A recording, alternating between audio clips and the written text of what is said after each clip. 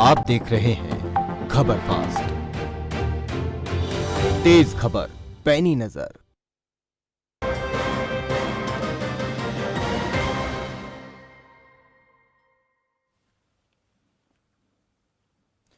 नमस्कार, आप देख रहे हैं उत्तर प्रदेश लाइव और आपके साथ मैं हूं सौरभ जौहरी। उत्तर प्रदेश लाइव में आज बात ओमिक्रॉन के बढ़ते खतरे के बीच 5 राज्यों में होने वाले आगामी विधानसभा चुनाव की, खासकर उत्तर प्रदेश की करेंगे। यूपी में चुनाव को लेकर चुनाव आयोग ने लखनऊ में एक प्रेस कॉन्फ्रेंस की। उत्तर प्रदेश, पंजाब समेत 5 राज्यों में होने वाले चुनाव के मद्देनजर आयोग द्वारा यह प्रेस कॉन्फ्रेंस की गई। मुख्य चुनाव आयुक्त सुशील चंद्रा ने कहा कि उत्तर प्रदेश विधानसभा का कार्यकाल 14 मई को खत्म हो रहा है। आयोग ने कहा कि हमने सभी पार्टी की बात की जाए, सभी राजनीतिक पार्टियों के प्रतिनिधियों से मुलाकात भी की। साल 2022 यूपी विधानसभा चुनाव को लेकर सुशील चंद्रा ने यह भी कहा कि राजनीतिक दलों ने अनुरोध किया है कि कोविड प्रोटोकॉल्स को ध्यान में रखते हुए चुनाव कराए जाएं। हालांकि उन्होंने रैलियों के आयोजन को लेकर चिंता जरूर व्यक्त की है। उन्होंने कहा कि अंतिम मतदाता सूची 5 जनवरी 2022 को जारी की जाएगी। चुनाव आयोग की बात की जाए तो चुनाव आयुक्त ने यह भी कहा कि 80 साल से ज्यादा उम्र के लोग अगर ना आना चाहें तो चुनाव आयोग उन्हें घर पर वोट डालने की सुविधा भी देगा। इसके अलावा यह सुविधा विकलांग और कोविड प्रभावित लोगों के लिए भी होगी। इसके लिए बाकायदा एक टीम मतदाताओं के घर जाएगी और उन्हें वीडियोग्राफी का टाइम भी बताया जाएगा। मतलब कोरोना के नए वेरिएंट ओमिक्रॉन की वजह से अब चुनाव टलेगा नहीं, अब चुनाव तय समय पर होगा, लेकिन तारीखों का ऐलान 5 जनवरी के बाद चुनाव आयोग के द्वारा किया जाएगा। इसी कड़ी में आज प्रेस कॉन्फ्रेंस की गई और राजनीतिक दलों के अनुरोध पर लगातार यह बात कही जा रही है कि चुनाव को किया जाए। दरअसल उत्तर प्रदेश में ओमिक्रॉन के मामले लगातार बढ़ रहे हैं। लगातार ओमिक्रॉन के जिस तरीके से मामले निकलकर सामने आ रहे हैं, अगर मंगलवार और बुधवार की बात की जाए तो 80 से ज्यादा मामले पॉजिटिव केसेस बढ़कर आए थे।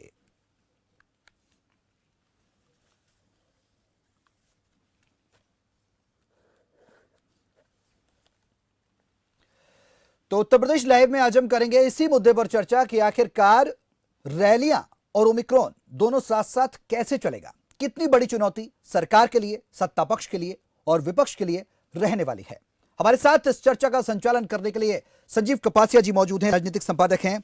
अभिषेक बाजपेयी हैं हमारे साथ, प्रवक्ता हैं समाजवादी पार्टी के, और प्रभात त्रिपाठी हैं, वरिष्ठ पत्रकार हैं। आप सभी का बहुत बहुत स्वागत है इस चर्चा में शामिल होने के लिए। सबसे पहले संजीव जी, आपसे ही इस चर्चा की शुरुआत करना चाहूंगा। अनुरोध करूंगा आप इस चर्चा का संचालन करें और ओमिक्रॉन के बीच रैलियों का दौर जिस तरीके से चल रहा है, कैसे आम जनता की जो सुरक्षा है, जान की रक्षा है, वो सुनिश्चित कराई जाएगी राजनीतिक पार्टियों द्वारा, क्योंकि चुनाव आयोग से अनुरोध कर लिया गया कि चुनाव कराए जाएं। धन्यवाद सौरभ। देखिए, उत्तर प्रदेश में 2022 के विधानसभा चुनाव होने हैं और ऐसे में निर्वाचन आयोग की पूरी टीम ने राजधानी लखनऊ में 3 दिवसीय दौरा किया और पूरी तरीके से उत्तर प्रदेश में समझने की कोशिश की कि ओमिक्रॉन और कोरोना के खतरे के चलते चुनाव किस तरीके से संपन्न कराए जाएंगे। अब एक बात तय हो गई कि चुनाव समय पर होंगे। सबसे पहला सवाल हम भारतीय जनता पार्टी के आलोक वर्मा से ले लेते हैं। आलोक जी, आज मुख्य निर्वाचन आयुक्त संजीव जी, यहाँ पर आपको थोड़ा सा मैं रोकना चाहूंगा। आलोक हमारे साथ अभी नहीं है, आलोक को हम चर्चा में शामिल करेंगे। हमारे साथ अभी समाजवादी पार्टी के प्रवक्ता हैं अभिषेक बाजपेयी और वरिष्ठ पत्रकार प्रभात त्रिपाठी जी हैं। बिल्कुल, तो अभिषेक से सवाल लेते हैं। अभिषेक जी, विपक्ष को मुख्य निर्वाचन आयुक्त ने कहा कि विपक्ष लगातार इस बात को कह रहा है कि रैलियों की संख्या कम रखी जाए उत्तर प्रदेश में, और अब चुनाव समय पर होंगे। जो आप लोगों की मांग थी, चाहे कांग्रेस पार्टी हो, चाहे समाजवादी पार्टी हो या बसपा हो, सभी राजनीतिक दल चाहते थे जो विपक्ष में है कि चुनाव समय पर हो। अब चुनाव समय पर हो रहे हैं और किस तरीके से देखते हैं पूरी इस प्रक्रिया को? पारदर्शिता से होंगे चुनाव, ये पूरी तरीके से आश्वस्त किया है निर्वाचन आयोग ने। देखिए संजीव जी, सबसे बड़ी बात यह है कि पारदर्शिता से हो पाएगा चुनाव कि नहीं हो पाएगा, ये तो आने वाला समय बताएगा। क्योंकि ये हमने पंचायत चुनाव में भी देखा कि कैसे लाठी डंडा कट्टा बम बारूद और वहां पे लोग वहां पे महिलाओं की इज्जत तातार करने से भी बाज नहीं आए। तो मैं इस बात में बड़ा डाउटफुल हूँ कि चुनाव आयोग अब बड़ी साफ सुथरी तरीके से चुनाव करा पाएगा, इसके लिए मैं बिल्कुल आश्वस्त नहीं हूँ। नंबर 1 बात। नंबर दूसरी चीज, देखिए आदरणीय अखिलेश यादव जी ने इस बात को बिल्कुल कहा हुआ है कि जो चुनाव होने हैं, हम चुनाव आयोग के साथ खड़े हैं, लेकिन चुनाव आयोग जो भी नियम बनाए उसको सभी के लिए बराबर होने चाहिए, ना कि समाजवादी पार्टी के लिए अलग, ना कि भारतीय जनता पार्टी के लिए अलग। क्योंकि मैं एक छोटी सी लाइन आपको कहना चाहूंगा, कोई आया था मैं गंगा का लाल बनकर, रह गया अडानी अंबानी का दलाल बनकर, कपड़ों से ज्यादा बिक गए कफन, कपड़ों से ज्यादा बिक गए कफन, फिर भी अंधभक्त कहते हैं कि मजबूत हाथों में है वतन। क्योंकि इसी कोविड काल में, पिछले कोविड अभिषेक काल जी, में देश के आपने देखा, प्रधानमंत्री के लिए इस तरीके की भाषा का इस्तेमाल ठीक नहीं है। आप समझिए कि मैंने किसी आप का जब नाम नहीं ओमिक्रॉन लिया, और कोरोना मैंने की किसी बात का उत्तर नाम प्रदेश, नहीं लिया, अभिषेक जी गलत बात है ये नहीं, it's not देखिए fair। संजीव जी, मैंने आप ये किसी का नाम समझिए नहीं कि लिया जब होगा। आप जब नहीं, सुन लीजिए मेरी बात। अरे तो आप मैंने आप किसी का नाम- आप नहीं, आप सुन लीजिए, यदि मैंने इसमें कहा प्रधानमंत्री जी को कहा है, मैंने कहीं प्रधानमंत्री जी को कहा है, आदरणीय योगी जी। अभिषेक, जब आप उत्तर एक प्रदेश जिम्मेदार में- प्रवक्ता के तौर पर जाने जाते हैं, आपकी पहचान एक जिम्मेदार प्रवक्ता के तौर पर है। आप अपनी भाषा के संयम को लगातार बनाए रखें दोस्त। नहीं, आप ये बताइए कि जब संजीव जी, भारतीय मैंने जनता पार्टी कहाँ उत्तर कह दिया प्रदेश इस बात में को? तमाम रैलियां करती है, तो आपके अखिलेश यादव क्यों नहीं उत्तर प्रदेश में इतनी बड़ी रैलियां कर रहे हैं? वो नहीं क्यों प्रोटोकॉल का पालन करते हैं कोविड का? भाई मैं आप करिए, आपको वो नहीं बता करते हैं दूं, तो। देखिए मैं आपको बता दूं कि बाकायदा आदरणीय अखिलेश यादव जी ने एक लेटर जारी किया हुआ सभी जिला अध्यक्षों को, जिसमें बाकायदा दिया गया हुआ है कि कोविड नियमों का पालन करते हुए हमें आगे बढ़ना है और समाजवादी विचारधारा को आगे बढ़ाना है। ये एक लेटर भी जारी किया हुआ है। अच्छा। दूसरी चीज आपको ये भी पता है कि जब अभी एकांतवास से जब निकले थे अखिलेश यादव जी, तो उसके बाद जब उन्होंने सभाएं की थी, उसमें बाकायदा उस सभा में लोगों से उन्होंने अपील भी की थी कि हम सभी को कोविड नियमों का पालन करना है, लेकिन इस भारतीय जनता पार्टी को उखाड़ के भी फेंकना है। इस बात के लिए उन्होंने साफ। अब एक आखिरी सवाल, एक सवाल, अभिषेक जी एक और सवाल। आपकी नाराजगी थी निर्वाचन आयोग की टीम से, जिस तरीके की मतदाता सूची जारी हुई थी, उसके विरोध में आपका एक डेलीगेशन उत्तर प्रदेश की राज्यपाल से मिला था, निर्वाचन आयोग से मिला था। क्या आप जो निर्वाचन आयोग की गतिविधियां पूरे 3 दिनों में राजधानी लखनऊ में रही हैं, कुछ विश्वास आपको है निर्वाचन आयोग पर, या अभी भी वही स्थिति है? आप समझ सकते हैं, मैंने अपने सबसे पहले वक्तव्य में मैंने इसी बात को कहा था कि चुनाव आयोग साफ सुथरी तरीके से चुनाव करा पाएगा, इसके लिए हम बिल्कुल अस्वस्थ नहीं है, क्योंकि हमारा विश्वास नहीं है। क्योंकि आज केंद्र सरकार और उत्तर प्रदेश की सरकार मिल करके सीबीआई, ईडी और बाकी चीजों का ठीक है अभिषेक जी, हमारे साथ आलोक वर्मा भी हैं, प्रवक्ता हैं बीजेपी के। जी, मैं एक आखिरी लाइन और कह लूं, जब पंचायत चुनाव होते तब भी चुनाव आयोग ने कहा था साफ सुथरी तरीके से होगा, लेकिन कैसे लाठी डंडा कट्टा बम बारूद के माध्यम से चुनाव हुआ, या किसी से छुपा हुआ नहीं। ठीक है, आप लगातार पार्टी पर, जो सत्तासीन पार्टी है और चुनाव आयोग पर सवाल खड़े कर रहे हैं, लेकिन आपकी जो विपक्षी जितनी भी पार्टियां हैं, उन तमाम राजनीतिक पार्टियों की चुनाव आयोग ने संयुक्त रूप से बात कही है कि तमाम पार्टियों के अनुरोध पर ही चुनाव आयोग ने इस बात का फैसला लिया है कि यूपी में चुनाव नहीं टाले जाएंगे। हमारे साथ आलोक वर्मा है, प्रवक्ता है बीजेपी के, उनका रुख करेंगे, फोन लाइन पर हमारे साथ जुड़ चुके हैं। आलोक जी, प्रधानमंत्री लगातार रैली कर रहे हैं, चुनाव आयोग ने साफ तौर पर कहा है कि प्रोटोकॉल्स को फॉलो करते हुए, जो है कोरोना प्रोटोकॉल्स को फॉलो करते हुए आगामी चुनाव को तैयार किया जाए, उसकी रणनीति तैयार करें और यह सुनिश्चित करें राजनीतिक दल कि कोरोना ज्यादा विस्तारित ना हो, क्योंकि ओमिक्रॉन लगातार बढ़ रहा है। प्रधानमंत्री रैली करते हैं कानपुर में, मेट्रो की सौगात देते हैं, उसके बाद अमित शाह गृह मंत्री हैं, वो भी लगातार रैलियां कर रहे हैं, योगी भी कौशाम्बी में जो सूबे के मुखिया हैं वो भी कर रहे हैं रैलियां, लगातार रैलियों का दौर जारी है। कैसे सुनिश्चित हो पाएगा सर कोरोना को रोकना? देखिए, हम दोनों तरफ चलते से निश्चित रूप से सफाई भी कर रहे हैं और निश्चित रूप से जो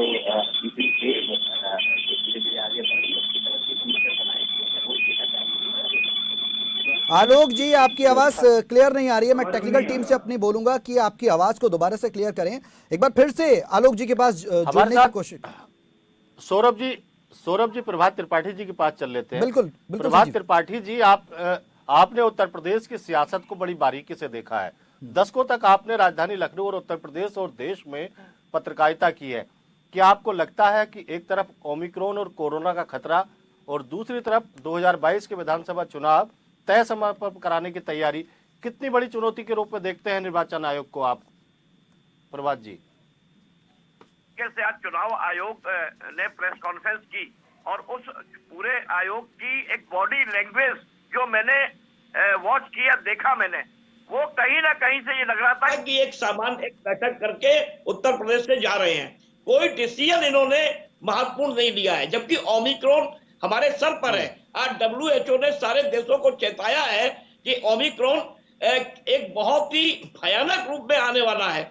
मैं ये पूछना चाहता हूं कि अगर आप गाइडलाइन कोई जारी करते हैं और जिस दिन आप गाइडलाइन जारी करते हैं उस दिन एक बड़ा रोड शो मुख्यमंत्री योगी आदित्यनाथ गाजियाबाद में करते हैं, और ये जो रैलियां हैं, मैं सभी विपक्षी दल और सत्ता पक्ष के दलों से कहना चाहूंगा कि आपने निर्वाचन आयोग को लिख के ये क्यों नहीं दिया कि वर्चुअल रैली होनी चाहिए। अगर आप सभी लोग ये चाहते थे कि वर्चुअल रैली हो और कोरोना और ओमिक्रॉन से हम निपटा जाए, क्योंकि देखिए संजीव जी, ये बड़ी भयानक महामारी आने वाली है और मुझे उम्मीद है कि शायद ही चुनाव अपने तय समय से हो पाएंगे। अभी तो आयोग समीक्षा करके 5 तारीख को निर्वाचन प्रक्रिया जारी होगी। उसके बाद आयोग ने कहा है जिनके नाम छूट गए हैं वो अपने अंतिम समय तक नाम जुड़वा सकते हैं। दिव्यांगों के लिए उन्होंने कई फैसला किया, उन्होंने जो वोटर्स बढ़े हैं उनकी बातें बताई, लेकिन कोई महत्वपूर्ण उन्होंने फैसला नहीं लिया। और मैं विपक्षी दलों से कहना चाहूंगा कि विपक्षी दलों ने कोई भी बात ऐसी आयोग के सामने नहीं रखी। चुनाव परिणाम जब आते हैं तो बाद में वो ईवीएम पे ढोल पीटते हैं, कहते हैं कि ईवीएम खराब है। अरे प्रभात जी, मेरा सवाल यही है आपसे। प्रभात जी, अभी आप अभिषेक वाजपेयी को सुन रहे थे। उनका कहना यह है कि हमें आशंका इस बात की है कि उत्तर प्रदेश में चुनाव निष्पक्ष रूप से नहीं होंगे। जब कोई भी विपक्षी दल या कोई भी सियासी दल हारता है तब उसका आरोप ईवीएम पर लगाता है, निर्वाचन आयोग पर लगाता है, सरकार की निष्पक्षता पर लगाता है। क्यों नहीं इन पर जनता के बीच ये जाकर अपनी सरकार की जो योजनाएं हैं, सरकार के जो ड्रॉबैक है, वो जनता को बताते हैं? देखिए संजीव जी, निश्चित तौर पे आपने सही बात कही। मेरा भी यही कहना है, जब आयोग कोई बैठक करता है, सर्वदलीय नेताओं से मिलता है, तो आपको अपनी उन चीजों को आयोग के सामने मजबूती से रखना चाहिए। अगर आप ईवीएम पे टीकरा फोड़ते हैं चुनाव परिणाम के बाद तो आप कुछ नहीं कर पाएंगे। आप चुनाव का बहिष्कार कीजिए। सारे विपक्षी दल कहें कि उत्तर प्रदेश में मत पत्र से चुनाव होगा, क्योंकि अगर आपको चुनाव आयोग पे संदेह होता है, जो आपने कई बार सवाल ये उठाया है, चाहे लोकसभा का चुनाव हो चाहे विधानसभा का चुनाव हो, तो आप बैठक में ये बात बिल्कुल प्रभात जी, आपने ये बात बहुत सही बात आपने यहाँ पर कही है प्रभात जी, कि कहीं ना कहीं वर्चुअली रूप से किसी भी राजनीतिक दल की बात की जाए तो उसने मांग नहीं की चुनाव आयोग से कि वो बैठकों को, रैलियों को वर्चुअली किया जाए। प्रभात जी, मैं आपके पास भी आऊंगा बहुत से अहम सवाल लेकर, लेकिन आलोक वर्मा हमारे साथ प्रवक्ता हैं बीजेपी के, वो भी जुड़ गए, उनसे अहम सवाल हो जाता है। आलोक जी, प्रधानमंत्री कहते हैं सोशल डिस्टेंसिंग को फॉलो किया जाए, 2 गज दूरी, मास्क है जरूरी। उसके बाद रैलियां हो रही हैं लगातार, ताबड़तोड़ रैलियां, कानपुर की रैली, कौशाम्बी की रैली, योगी जी साथ हैं। कैसे रुकेगा कोरोना, कैसे थमेगी ओमिक्रॉन की तीसरी लहर का खतरा? देखिए, मुझे लगता है फिलहाल तो जो कोरोना है वो रुका है, थमा है, और जो जानकार हैं, जो विशेषज्ञ हैं, उनकी सब तीसरी नजर भी है। रही भारतीय जनता पार्टी की बात, तो भारतीय जनता पार्टी ने साफ साफ कहा है कि रैली अगर चुनाव आयोग को लगे, अगर उसे वो ठीक महसूस करता है, तो भारतीय जनता पार्टी इस पर भी तैयार है कि वो रैलियां भी ऑनलाइन करेगी। तो मुझे लगता है कि भारतीय जनता पार्टी को इसमें सवाल के घेरे में लाने की जरूरत नहीं है। चुनाव आयोग अगर यहाँ पर आया, सर्वदलीय बैठक उन्होंने की, जो अधिकारी हैं उनसे उन्होंने बातचीत की, अगर वो संतुष्ट हुए होंगे तब उन्होंने कोई बात कही होगी। तो मुझे लगता है कि जो विशेषज्ञ संस्थाएं हैं उनको अपना काम करने देना चाहिए। चुनाव आयोग का काम है कि वो इलेक्शन कराए। आलोक जी, मेरा सवाल, आलोक जी, और फिर 3 जो बड़े आलोक जी, संजीव जी कुछ पूछना चाहते हैं आप? आलोक जी, आपकी उत्तर प्रदेश में सरकार है, देश में सरकार है, उत्तर प्रदेश की जनता की सुरक्षा की जिम्मेदारी आपके कंधों पर है, तो आप चुनाव आयोग के किसी निर्देश का इंतजार क्यों कर रहे हैं, जब आपने कोरोना की सेकेंड वेव की पूरी तरीके से तबाही उत्तर प्रदेश में देखी है? किस तरीके से लोगों की मौत हो गई, गंगा के किनारे लाशें पाई गई, राजधानी लखनऊ के भैंसा कुंड पर सैकड़ों लाशें रोज जलाई जाती थी।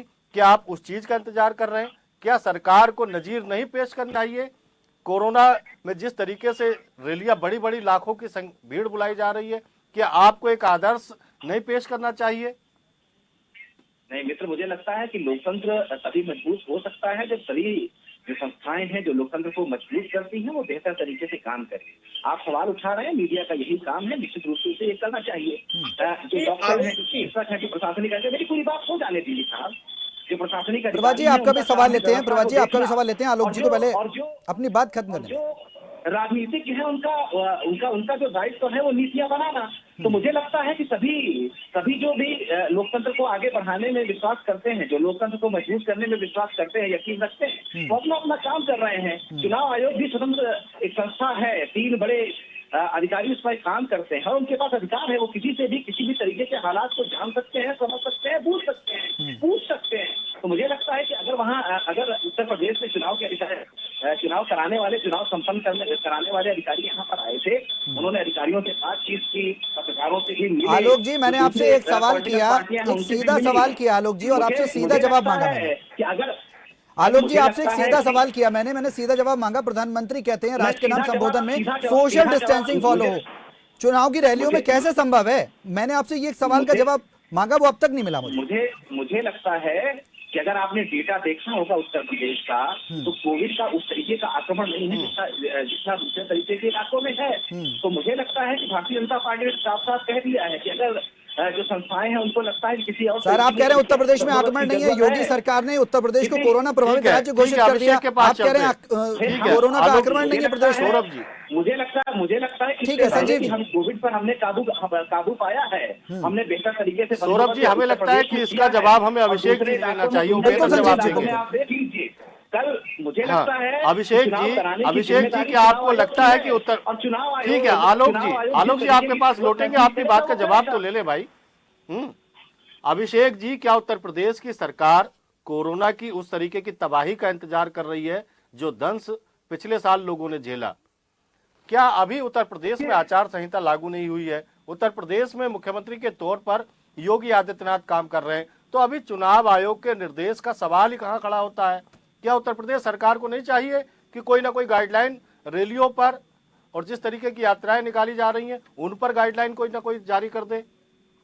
नहीं, बिल्कुल मैं आपकी बात से सहमत हूँ।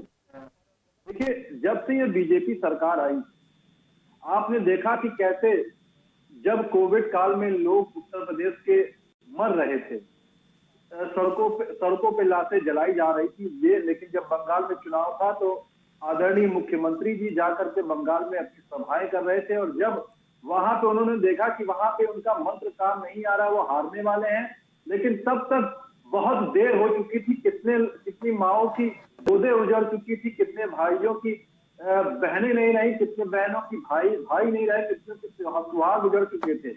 तब ये यहाँ पे आकर के इन्होंने कमान संभालने की कोशिश की, लेकिन मैं बड़ी जिम्मेदारी के साथ कह रहा हूँ, मैं इसमें सरकार को नहीं कहूंगा, मैं किसी को नहीं कहूंगा, सबकी कहूंगा।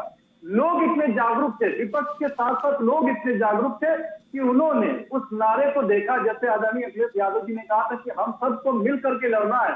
तो हर एक वर्ग के व्यक्ति, चाहे वो कोविड काल के डॉक्टर्स रहे हो, चाहे हमारे सफाई कर्मचारी रहे, चाहे कोई भी रहे हो, हर एक ने कंधे से कंधा मिला करके इस बागडोर को संभाली है, तब हमारा उत्तर प्रदेश संभाल पाया। इसमें मैं सरकार की जिम्मेदारी इसमें निभाई है, मैं इस बात को बिल्कुल भी नहीं कहूंगा, लेकिन लोगों के पास जो बचत थी उससे उन्होंने लोगों के पास सहूलियत मुहैया कराई है। विपक्षी पार्टियों ने सैनिटाइजर की व्यवस्था करवाई, सैनिटाइजेशन की जो कंसंट्रेटर मशीन है उनकी व्यवस्था कराई, लेकिन जब तक सरकार जाती तब तक बहुत देर हो चुकी थी। इस बात को मैं बड़ी जिम्मेदारी। ठीक है अभिषेक जी, ठीक है अभिषेक जी, यहाँ पर आपसे कुछ कह रहे हैं जी, हाँ अभिषेक जी, मेरा सवाल आपसे यहाँ पर यह है कि समाजवादी पार्टी ओमिक्रॉन के केसेस जिस तरीके से प्रदेश में बढ़ रहे हैं उसको लेकर कितनी संवेदनशील है? क्या कुछ नैतिक तौर पर जिम्मेदारी समाजवादी पार्टी लेती है उत्तर प्रदेश की जनता के लिए? नहीं, बिल्कुल। देखिए, यहाँ पे समाजवादी पार्टी की सिर्फ बात नहीं, आप प्रवक्ता समाजवादी पार्टी के, तो सवाल तो आप ही की पार्टी से संबंधित मैं पूछ रहा हूँ।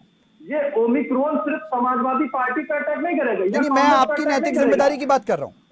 नहीं, हमारी पार्टी जिम्मेदार है और समाजवादी विचारधारा भी यही कहती है कि हर एक निचले वर्ग से लेकर के ऊपर तक हर किसी को मदद मुहैया कराने के लिए आदरणीय अखिलेश यादव जी हर तरीके से तैयार है। ये सौरभ जी का सवाल इसलिए खड़ा होता है, अभिषेक जी, सौरभ जी का सवाल इसलिए खड़ा होता है क्योंकि आज सुशील चंद्रा ने प्रेस कॉन्फ्रेंस में कहा है कि उत्तर प्रदेश के सियासी दल समय से चुनाव कराने की मांग कर रहे हैं, यानी उसमें समाजवादी पार्टी भी आती है। देखिए एक बात बताइए, क्यों हम मांग करते हैं, लेकिन हमने साथ में आदरणीय अखिलेश यादव जी ने एक वक्तव्य और जोड़ा था कि हमें चुनाव आयोग के सारे फैसले मंजूर होंगे। वो अगर वर्चुअल मीटिंग के लिए कहेगी तो वर्चुअल मीटिंग करेंगे, जिस हिसाब से बताएगी उस हिसाब से करेंगे, लेकिन साथ में हमें इस प्रदेश की जनता को भी ध्यान में रखना है, क्योंकि जनता जनार्दन में वोट डालने वही जाएगी, वही सरकार चुनेगी। अगर देर होती है तब भी हम साथ में हैं और समय से कराते हैं तब भी हम साथ में हैं, लेकिन हमारे लिए प्राथमिकता जनता पहले है। हम सत्ता की रोटियां नहीं सेकने के लिए आए हुए, जनता की सेवा करने के लिए आए हुए। आपके पास कोई स्थिति, अभिषेक जी आपके पास कोई इस तरीके का तथ्य है कि आपकी पार्टी का जो डेलीगेशन निर्वाचन आयोग की टीम से मिला था, उन्होंने ये भी कहा था कि चुनाव समय पर कराइए या ना कराइए, चिंता उत्तर प्रदेश के लोगों की करिए, इस तरीके का कोई तथ्य है? नहीं, बाकायदा आपको याद होगा भी कुछ दिन पहले एक इंटरव्यू में न्यूज 18 के इंटरव्यू में बाकायदा अखिलेश जी का इंटरव्यू भी लिया गया, तो उन्होंने इस बात को कहा था, उसी बात को मैंने आपको कोट भी किया हुआ बाकायदा। मैं बड़ी जिम्मेदारी के साथ कह रहा हूँ, क्योंकि उनके लिए पहले उत्तर प्रदेश की जनता मायने रखती है, उसके बाद तक किसी और चीज की बात हो सकती है। लेकिन अभिषेक जी, यहाँ पर अखिलेश यादव जी बस पर चढ़कर रैलियां कर रहे हैं, जनता तो बस के नीचे खड़ी है। डिम्पल जी कोविड पॉजिटिव होती हैं, उसके बाद 4-5 दिन वो रैलियों को बंद कर देते हैं, उसके बाद जो रैली की जाती है वो बस पर चढ़कर की जाती है। सौरभ जी, मैंने पहले भी इस बात को, जनता का ख्याल नहीं है। मैंने इस बात को पहले भी कहा, जब एकांतवाद से आदरणीय अखिलेश यादव जी आए थे, तो ठीक है एक रिएक्शन अभिषेक जी, एक ठीक है, आप कह रहे हैं विकासवाद को लेकर आए थे, हमें सबकी फिक्र है। प्रभात जी कुछ कहना चाह रहे थे, मैं उनके पास जाना चाहूंगा। सर कुछ आपका रिएक्शन, आप कुछ कहना चाह रहे थे। सौरभ जी, मैं एक बात कहना चाहूंगा, ये राजनीतिक दल चाहे सत्ता पक्ष हो चाहे विपक्ष हो, ये दोहरा मापदंड अपनाते हैं। जब हार जाते हैं तो आरोप लगाते हैं, और जब इनको मौका मिलता है कि अपनी बात रखें तो चुनाव आयोग के सामने तो नहीं रख पाते हैं। अगर आप ईवीएम की जगह अगर आप मतपत्रों से चुनाव कराने की बात कर रहे थे, सामूहिक सारे विपक्ष को मिलके चुनाव का बहिष्कार करना चाहिए था। अब चुनाव के बाद आप ईवीएम खराब थी, वीवीपैट नहीं था, ये नहीं था, ये आरोप या तो ये लगाए नहीं दोबारा। दूसरी बात, कोरोना और ओमिक्रॉन एक ऐसी वैश्विक महामारी है जिसको सबके लिए खतरनाक है। मैं कहता हूं अखिलेश यादव इतनी बड़ी रैली क्यों कर रहे हैं और अमित शाह इतनी बड़ी रैली क्यों कर रहे हैं? ये तो नैतिकता की बात है कि अगर ओमिक्रॉन आप एक तरीके से कम्युनिटी स्प्रेड फैला रहे हैं। ठीक है प्रभात जी, मेरे पास, ठीक है प्रभात जी, मेरे पास समय की थोड़ी कमी है। आलोक जी से मैं, संजीव जी, आलोक जी से लास्ट सवाल जी। हाँ,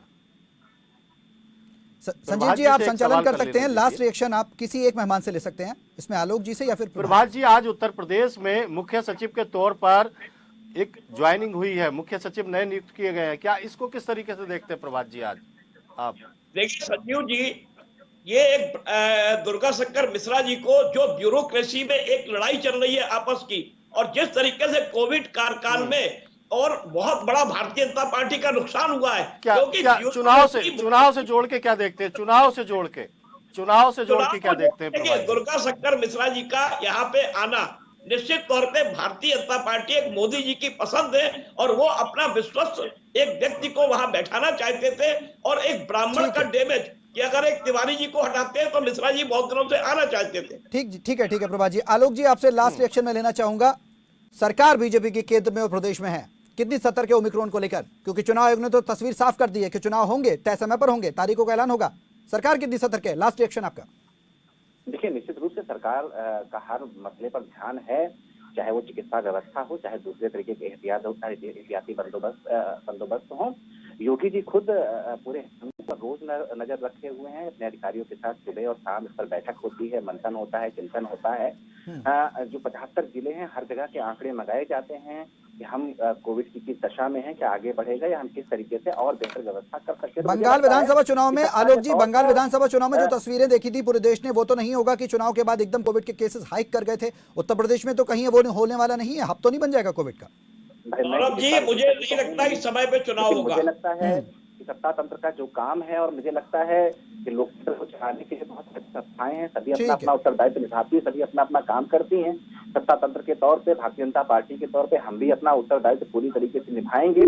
चुनाव आयोग की ड्यूटी का हिस्सा है कि वो बेहतर तरीके से निष्पक्ष माहौल में और सभी तरीके का जो एहतियाती बंदोबस्त है वो देख करके चुनाव कराए। तो मुझे लगता है कि हमें भारतीय चुनाव आयोग पर विश्वास करना चाहिए। बेहतर तरीके से चुनाव होगा और बहुत सुरक्षित तरीके से चुनाव होगा, क्योंकि जीवन बचाना निश्चित रूप से पूरे देश की जिम्मेदारी है, सबकी जिम्मेदारी है। चुनाव आयोग की भी चिंता होगी, सरकारों की भी जिम्मेदारी है। आलोक जी, सरकारों की भी जिम्मेदारी है, सरकारें भी ये सब सुनिश्चित करें कि कोविड के प्रोटोकॉल्स को फॉलो करते हुए चुनाव किया जाए, क्योंकि चुनाव आयोग ने कहा है कोविड प्रोटोकॉल्स को सरकारें फॉलो करें। फिलहाल बहुत बहुत शुक्रिया आलोक जी हमारे साथ इस चर्चा में शामिल होने के लिए। संजीव जी आपका भी बहुत बहुत शुक्रिया इस चर्चा का संचालन करने के लिए। अभिषेक जी आपका भी और प्रभात जी आपका भी बहुत बहुत शुक्रिया इस चर्चा में आने के लिए और समय निकालने के लिए। तो उत्तर प्रदेश लाइव में आज हम बात कर रहे थे, चुनाव आयोग ने बैठक की है। यूपी में आगामी विधानसभा चुनाव को लेकर रणनीति भी तैयार की गई। अब पार्टियां तैयार हैं, रैलियां की जा रही। सुरक्षा आपकी आपके हाथ है, कितने सतर्क हैं आप और सरकार को लेकर क्या है आपका विचार। ये जिम्मेदारी अब नैतिक तौर पर पार्टियों के साथ साथ आपकी भी है। आप खुद जिम्मेदार बने, अपनी सुरक्षा को पुख्ता करें। फिलहाल मेरे साथ उत्तर प्रदेश लाइव में अभी के लिए बस इतना ही। नमस्कार।